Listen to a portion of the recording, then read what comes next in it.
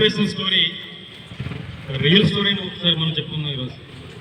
అంటే ప్రతి మనిషి జీవితంలోని కష్టాలు వస్తూ ఉంటాయి, పోతూ ఉంటాయి, సుఖాలు వస్తూ ఉంటాయి, పోతూ ఉంటాయి. మరి జీవితంలో ఏది మనకి శాశ్వతం కాదు. అవునా? అంటే కష్టాలు వచ్చాయని సూసైడ్ చేసుకుని చనిపోయేటటువంటి వ్యక్తులు ఉంటారు చూసారా? అవునా? చాలామంది చనిపోతుంటారు మధ్యలో.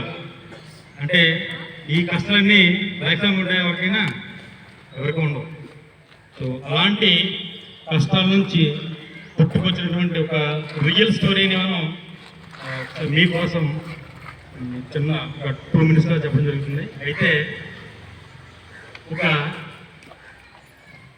ఈరోజు ఈ లైఫ్ నాతో ఎక్కడితో అర్థమైపోతుందని, చనిపోతానని ట్రైన్ కింద పడి చనిపోతానని ఇక నిర్ణయం తీసుకుని ట్రైన్ దగ్గరికి వెళ్ళినటువంటి ఒక వ్యక్తి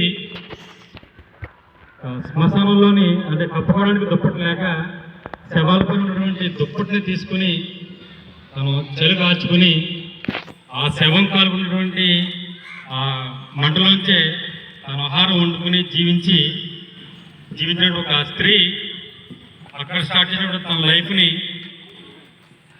750 అవార్డ్స్, పద్మశ్రీ అవార్డు తీసుకున్నటువంటి ఒక మహిళామూర్తి కోసం ఈరోజు మనం చర్చించుకుందాం. ఆమె సింధుతాయ్ సఫార్కర్. ఈమెది ఒక మహారాష్ట్రలోని ఒక సాధారణటువంటి కుటుంబం అన్నమాట. ఆమె తండ్రి గారు అంటే మిగతా స్త్రీలకి అప్పటికి విద్యను అభ్యసించడం అనేది జరిగేది కాదు.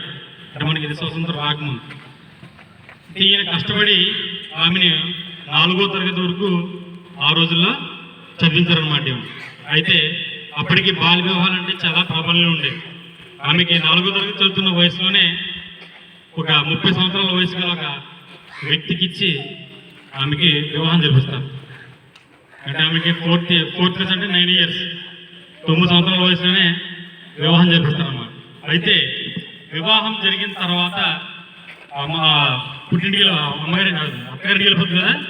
వెళ్ళిపోయినట్టు ఈవిడికి అక్కడ చేసేటువంటి పని అంటే ఏంటంటే ఇంటి దగ్గర వాళ్ళ మిగతా అత్తగారులందరికీ వంట ఉండడం, అక్కలకి గేదెలు ఆవులు ఉంటే చూసారా, వాటి దగ్గర వాటిని పిడకలు చేయడం, వాటిని అమ్మడం, ఇదే పని అన్నమాట. అయితే అక్కడ ఒక సాంప్రదాయం ప్రకారం ఏంటంటే అక్కడ పిడకలు చేసిన తర్వాత వీటిని డైరెక్ట్గా అమ్మడానికి ఛాన్స్ ఉండదు కదన్నమాట ఎవరికి. మధ్యలో ఒక మీడియేటర్ ఉండేవాడు. ఆ మీడియేటర్ ద్వారా మిగతా వాళ్ళకి అమ్మవలసి వచ్చేదన్నమాట. అయితే ఆ మీడియేటర్ మిగతా వాళ్ళందరినీ మోసం చేస్తున్నాడని తెలుసుకున్నటువంటి ఈమె ఏం చేస్తారంటే ఆయన్ని నిలదీస్తారన్నమాట. అందరినీ పోగేసి నువ్వు చేసి తప్పు అందరికీ సమానంగా నువ్వు డబ్బులు ఇవ్వట్లేదు అని ఎదిరిస్తే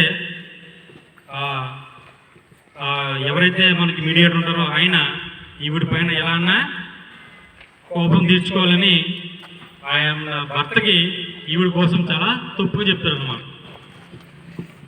చెప్తే ఆయన అంటే ఆ రోజు అప్పటి కాలంలో మంచేదో చెడేదో ఆలోచించినటువంటి వ్యక్తులు కాబట్టి వాళ్ళు ఏం చేస్తారంటే ఈమెని తన యొక్క తనకు జుట్టును పట్టుకుని ఈడ్చుకుంటూ రోడ్డు అంటే ఈడ్చుకుంటూ చెదక్కుట్టి, అంటే అప్పటికి ఆమె ఒక 9 months ప్రెగ్నెన్సీ, అంటే ఆమెకి అప్పుడు 9 నెలల నుండి గర్భవతి అని ఆమె యొక్క స్థితిని కూడా చూడకుండా ఆయన ఏం చేస్తాడంటే ఈడ్చుకుని ఆ గేదెలు ఉన్నటువంటి పాకలో పడేస్తారనమాట. ఇంకా ఆమె లాస్ట్ చనిపోతుంది అనుకుంటారు అన్నమాట అందరూ. అయితే ఈ కాపలాగా ఉన్నటువంటి గేదెలు అనేది సరే మిగతా ఆవులు గేదెలు, దాంట్లో ఒక ఆవు మాత్రం ఈమెని మిగతా ఆవుల దగ్గర రాకుండా కాపాడుతుందన్నమాట. ఆ రాత్రే ఈమె ఒక ఆడబిడ్డకి జన్మనిస్తుంది అన్నమాట. అయితే ఇక్కడ చూడండి కష్టం ఏంటంటే భర్త పంపించాడు, అమ్మగారింటికి వెళ్ళారంటే వాళ్ళు చెప్పిన మాట ప్రకారంగా వాళ్ళ ఫాదర్ మదర్ కూడా ఎవరు ఇంట్లో కానిలే. నైట్ ఈమెకి ప్రసవం అయిపోయింది, డెలివరీ అయిపోయింది. ఎక్కడికి వెళ్ళాలో తెలియదు, ఏం చేయలేదో తెలియదు, ఎవరితో చెప్పుకున్నారని నవ్వలేరు. ఈ బిడ్డ ఏడుపు కానీ వినిపిస్తే మళ్ళీ తన భర్త వచ్చి మళ్ళీ కూడేస్తాడని అక్కడి నుంచి ఆమె ఎక్కడ ఉండాలో తెలియక శ్మశానంలో ఒక శవం కాలుతుంటుందన్నమాట. శ్మశానంలో అక్కడే ఉండిపోద్దామా ఇవిడ. ఇప్పుడు మనం పుట్టేటప్పుడు మనకి తల్లికి బొడ్డు ప్రే ఉంటుంది తెలుసా మీకు? ఒకసారి చూస్తే ఆ బొడ్డు ప్రే కొడిని కూడా ఎవరు లేరు. ఆమె ఒక రాయి పైన ఇంకో రాయి పెట్టి 15 సార్లు కొడుతుంట ఆమె. అంటే కట్టడానికి ఏమి లేక 15 సార్లు కొడితే అప్పుడు ఆ ప్రేగు తెగుద్ది అనమాట. ఇంకా ఇన్ని కష్టాలు భరించాక ఈమె ఏం చేస్తుంటే ఇంక ఈ రోజుతో మనం చనిపోదాం, ఇంకా ఇన్ని కష్టం పడలేమని ఫిక్స్ అవుతుంది అనమాట. అయితే ఒక పాప ఏడుస్తూ ఉంటుంది, అప్పుడే పుట్టిన పాప కదా, పాల కోసం ఏడుస్తూ ఉంటుంది. ఈమె అప్పుడే ప్రసవమైంది, శరీరంలో ఓపిక లేదు, తిండి లేదు, ఏం చేయాలి? అప్పుడు మనకి ఇప్పుడే కన్నా శ్మశానంలో మనం శవాన్ని నిలిచిన తర్వాత ఒక పిండి బెల్లం అన్నీ పెడుతుంటారు అక్కడ. దాన్ని ఆ పిండిని ఆ బెల్లాన్ని ఆమె అప్పుడు కలుపుకొని ఆ శ్మశానంలోనే ఆ శవం కాలుతున్న మంటలోని ఆ రొట్టెలు కాల్చుకొని ఆమె తినేసి తర్వాత ఆమె శక్తి పూనుకొని తర్వాత పిల్లకి పాలిస్తానమాట. అప్పుడు చలికి ఉనికిపోతుంటే కప్పుకోవడానికి దుప్పటి లేక ఆ శవం పైన తీసుకెళ్ళిన తర్వాత ఆ గుడ్డ ఉంటే సరే పక్కన ఆ గుడ్డ తీసుకుని కప్పుకొని పిల్లకి చలియకుండా కాపాడుతుంది అన్నమాట. ఇంకా ఇవన్నీ చూసి ఇంకా నాకు మరణం తప్ప ఇంకేం లేదని ట్రైన్ కింద పడిపోదామని చచ్చిపోదామని ఫిక్స్ అవుతుంది అన్నమాట. అలాగే ఈమె వెళుతూ ఉంటుంది, ట్రైన్ ఎదురుకుంటూ వస్తూ ఉంటుంది. వచ్చే సమయంలో ఒక వృద్ధుడు అంటే ఒక ముసలివాడు అరుస్తూ ఉంటాడు, దాహం దాహం దాహం అని. అయితే ఈమె ఏం చేస్తుంటే సరే ఇంకెలాగ మనం చచ్చిపోదాం అనుకున్నాం కాబట్టి మనం ఒకసారి దీన్ని మన చావుని వాయిదా వేసుకుని అతని రక్షించాలి, మళ్ళీ చనిపోదాంలే అనుకుంటామాట. అలా అతనికి ఆమె దగ్గర 2 రెట్లు వాటర్ ఇస్తే ఆ 80 సంవత్సరాల వృద్ధుడు ఓ 20 సంవత్సరాల అమ్మాయి దగ్గరికి కాళ్ళ మీద ఆయన కాళ్ళు పట్టుకుని, అమ్మాయి రోజు నువ్వు లేకపోతే నా జీవితం ఇక్కడతో ఆగిపోయింది, ఇక్కడతో నేను చనిపోయిండేవాడిని అని వృద్ధుడు చెప్తానమాట. అప్పుడు ఈమె బ్రెయిన్లో ఒక ఆలోచన వస్తుందన్నమాట, మనం పుట్టింది చనిపోవడానికి కాదు, ఇంకా నేను చేయవలసింది చాలా ఉంది అని ఆమె అప్పుడు తన చనిపోవడాన్ని వాయిదా వేసుకుని అప్పుడు ఏం చేస్తుంటే ఎలాగైనా సరే మనం బ్రతకాలి, ఇంకో 10 మందిని ఇంకా మనం బ్రతికించాలని ఒక ఆలోచన ఆమె బ్రెయిన్లోకి వస్తుందన్నమాట. అలా ఆమె ఏం చేస్తుంటే అక్కడి నుంచి ఒక రైల్వే ప్లాట్ఫామ్ మీదకి వచ్చి అడుక్కుంటుంది అనమాట. అంటే తినడానికి ఏం లేదు కదా మరి ఆమెకి, అడుక్కుంటూ ఉంటుంది అన్నమాట. అంటే ఎవరు డబ్బులు వేస్తుంటే ఆ డబ్బులతో రొట్టె లేకపోతే ఆ బిస్కెట్ కొనడం, లేదా పిల్లలకి పాలు ఇవ్వడం, ఇలా రొటీన్ ఒక 10 days జరిగిన తర్వాత ఆమె దగ్గరికి ఒక ఇద్దరు వస్తారనమాట. ఒక అనాథ పిల్లలు 2 వస్తూ ఉంటారు. వాళ్ళు కూడా వాళ్ళ పేరెంట్స్ వదిలేసిన వాళ్ళే. అయితే వాళ్ళు కూడా ఈమె చేర్చుకుంటారు అనమాట.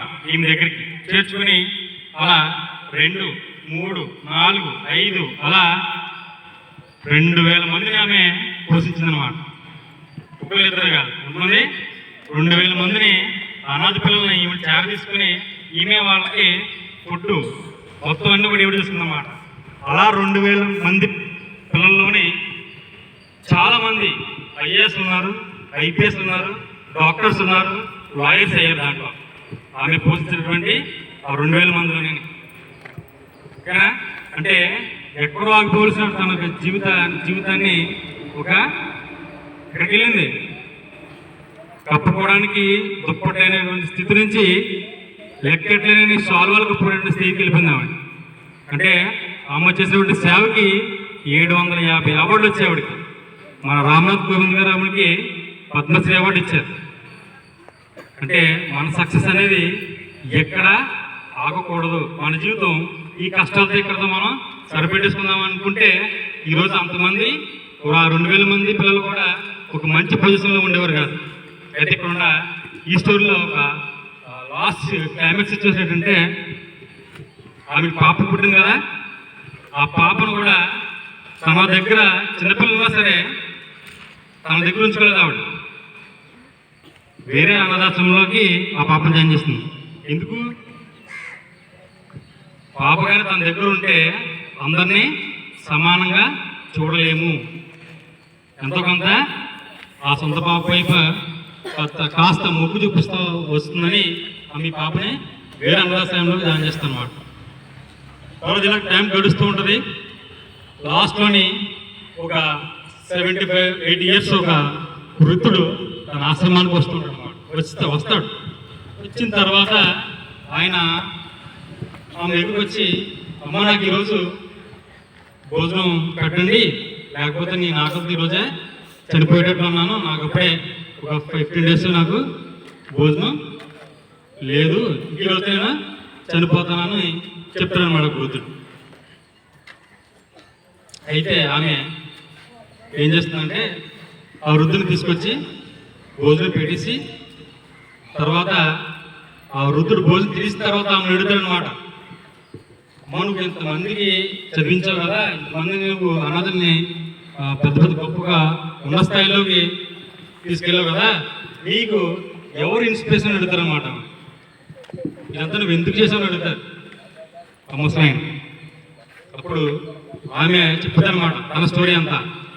నా భర్త ఇలా పశువుల శాలలో నన్ను చంపించాలని చూశాడు, చనిపోయే స్థితిలోనే నాకు వచ్చేటువంటి ఒక ఆలోచన ఈరోజు ఇంతమంది అనాథ పిల్లల్ని కొంచెం గొప్ప స్థితిలో తీసుకెళ్ళేటువంటి అవకాశం నాకు కలిగింది అని చెప్తుంది అన్నమాట.